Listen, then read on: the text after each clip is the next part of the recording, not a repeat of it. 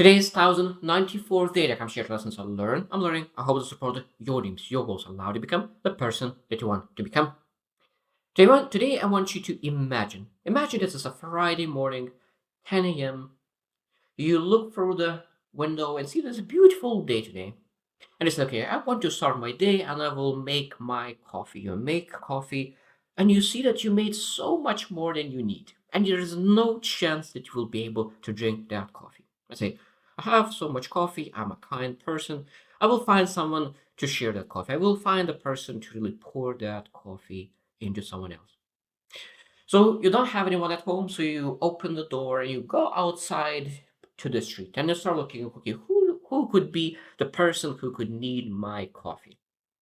And you see that a poor person running to you and saying, hey, oh, this is a runner. This is running for sure needs a coffee. He's running, but probably he needs some coffee. And he runs to you and says, hey, do you need some coffee? And you start pouring the coffee and the coffee splashes on the ground because he doesn't have a cup. It doesn't have a cup. We didn't ask that. A lot of times I think that why I'm sharing this. Why I'm sharing this because I think that that's what happens with advice, unsolicited advice.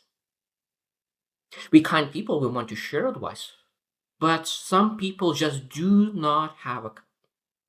Do not have a cup, and our advice splashes to the ground, and we don't add any value with that advice.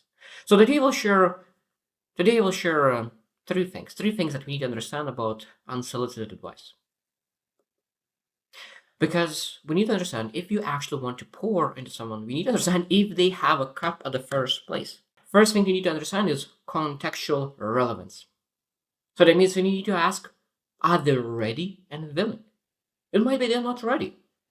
So that means that the person who is running for that person is not ready to take in because he's busy, he's doing totally different. It's irrelevant for that person. It might be that he needs the same advice that it needs the coffee. He loves the coffee, but he will be ready when he'll come back home, take a shower. At that moment, he will be ready. So that means we need to ask ourselves when we're giving advice, what he needs to do to be ready for this advice. What does he need to do to get his own cup? And potentially somebody's being able to help them to get the cup. And are they willing? It might be that I think that the key part is are they willing? Because one beautiful thing is that sometimes people want coffee, want advice, but they're not ready and not willing. And this is a leadership. Giving advice is leadership, understanding what people need. Because sometimes what people want and what people need is so different. And only great leaders are able to understand. Only great leaders able to understand what people need and what people want. And that's why um, there's a beautiful saying that tell them what they want, give them what they need. Tell them what they want and give them what they need because sometimes people just do not know what they need. That's a beautiful thing. So the key part here is really understanding what people need. Maybe they don't need coffee. Maybe they need tea.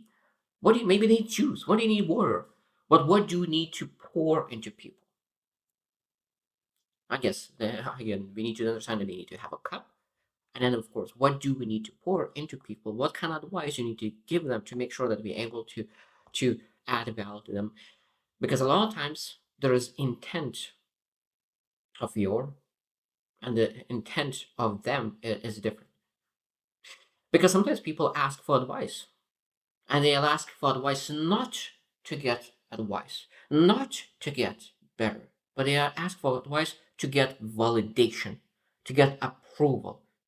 There's a massive difference. So, what are the intent of their question? What are the intent? And what is your intent? Our intent is to show that you are smart, intelligent, or your intent is to help the person to get better. Because I know that sometimes we do that. Sometimes we share things just to seem to appear smart, to appear knowledgeable, to appear wise. So we need to understand what are our intent of pouring into someone. What are intent? Because if intent is not great, that will not be relevant. Second thing that is very, very important to understand is that giving advice is coming with emotional impact. So the first one was relevance. Second thing that we need to understand is that advice always comes with emotional impact. And what are those emotional impact? So that means that it might be that when you give advice and when you pour in that coffee, it might be that they're not, yeah, they will start to feel overwhelmed. So that, imagine you going to a bar, eating, you taking with your friend, you two of you, and you're taking a massive family pizza to eat, and you eat that pizza together. You eat piece by piece, and then after eating half the pizza, you just feel so overwhelmed. You're just so full that you barely walking. And then your friend comes in, other friend, and said that, "Oh, I have such a beautiful pizza. Do you want some or some delicious food that you really actually love?" And now your friend said that, "I know that you love this food. I brought it for you. How open you will be eating that pizza? How open you will be to your friend who brought you your favorite food? How open you will be that? Probably will say no, no to that pizza, no to that favorite food because you just ate half of the family pizza. You're just overwhelmed by food already. So that means we need to understand that exactly the same with advice. Exactly the same. It might be that you take in some, you read or you learn a lot of things, maybe in a conference, maybe in the books or something else, and you have so much in your head. So that means that when someone else comes with great ideas, all those great ideas will not fit in his head, in his mind. So that means that we need to understand that sometimes giving advice will overwhelm people even more. So that means that we need to ask, okay, like where they came from, how much knowledge is, how much wisdom, how much things they already have to implement before sharing advice.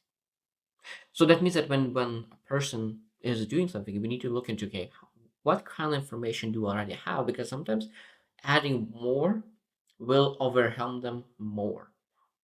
So that is very, very important. Now, second thing, and that's again about impact of emotions, is that sometimes when we give advice, that could potentially lead people feel perception of judgment, or they feel that I'm not figured things out, or they think that I'm not able to handle it. So that means that unsolicited advice a lot of times comes with emotional impact because it seems that you feel that they are not able to figure out. If they ask for advice, that seems as kindness and help. If they never ask advice, it feels that as judgment. Even though that potentially that intent could be right, but perception and perceived advice might be as judgment. So we need to be very, very careful of giving advice. Sometimes it's like, are you open for advice? That are you open for advice sometimes sound still judgmental. So we need to be very, very careful in giving advice because people who are given advice sometimes they lose their agency, they lose their confidence, they lose their courage because it seems that they are not able to figure out besides other person coming in and saving the day. So unsolicited advice is very, very dangerous, very, very dangerous for other person's emotions because especially when a person is a little bit overwhelmed or at this point of the season a little bit weaker emotionally, that external advice could be not serving but really destroying a person's emotions. And the last thing that I would like to mention, number three, so relevance, emotional impact, and third thing that we need to really look into, really interpersonal dynamics. Interpersonal dynamics. So that means being able to understand how it impacts relationships, how unsolicited advice really impacts relationships. Because there is a dynamics, balanced relationships. Because a lot of times when you have friendships, they have very, very balanced. Like we give and take, give and take, give and take, and that's our amazing relationships.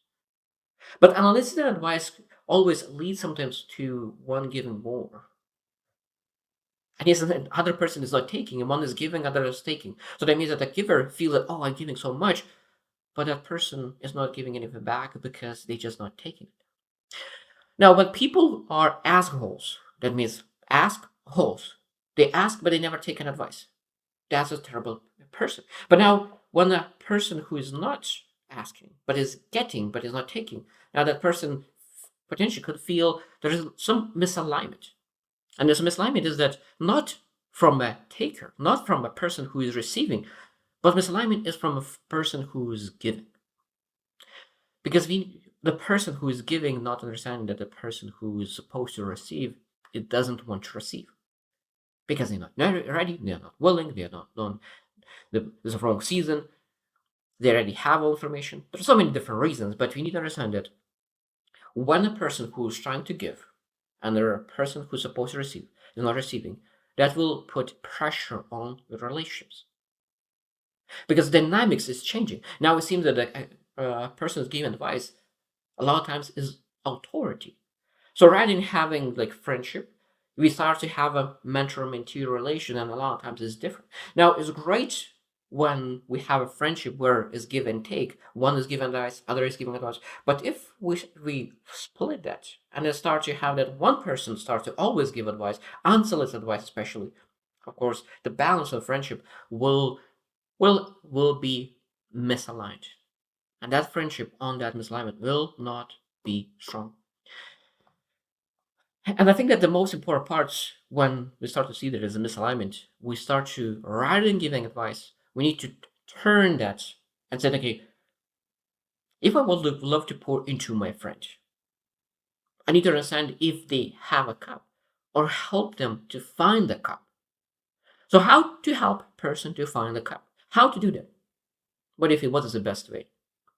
And if you say listening, you are right. The best way to help a person to get a cup is listen.